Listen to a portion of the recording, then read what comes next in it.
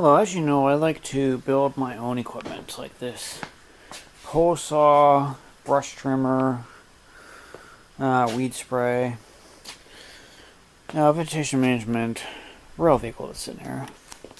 Got our axes, got lobbing shears, they're like 7 years old.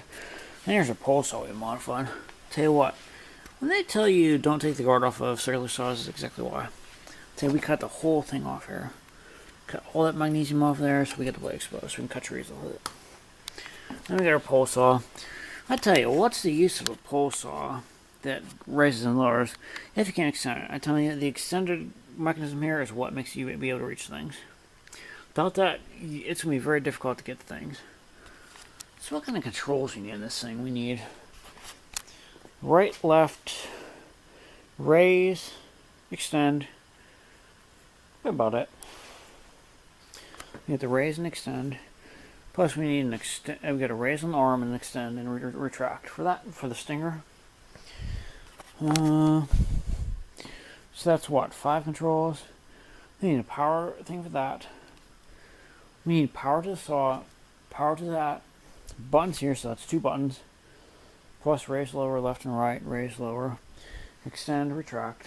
Because we just cut the trees so they're not hanging above the tracks. So when the engines spit fire, they won't cut the trees on fire. But this is my road, we don't have to worry about that. But this is just something to play with.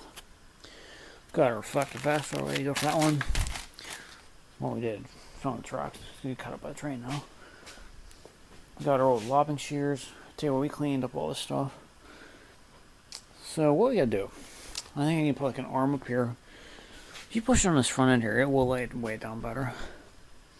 Our center of gravity is like right down here, about down here somewhere. See, that is pushing over the center of gravity, kind of. It looks unstable, so we'll have to add some ballast on here, but we're going to take care of because we need our tank with our, what is it, vinegar and whatever we use to make the weed killer out of that we're going to spray. So we got our tank here.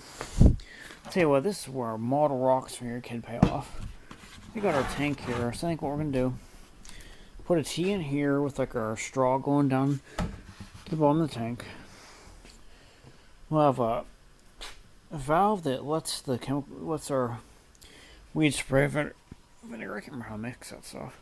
Vinegar in there to kill the weeds with. And we're gonna have our hoses tapped in there with a T. And we have this tubeless tire valve. You don't need much pressure to do that.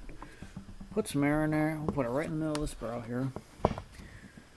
Put pressure in there, and that way when you pull the trigger, it'll spray the weed spray out. You fill this up. I'll tell you what, yeah, we don't need much air pressure.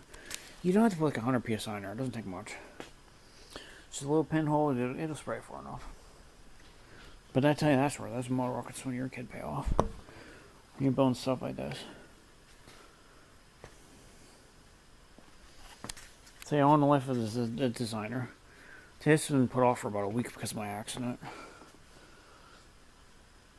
I mean, this is designing 101 here. It's not easy, plus we wouldn't be doing it if it wasn't easy. Because as JFK says, we do things because they are hard, not easy.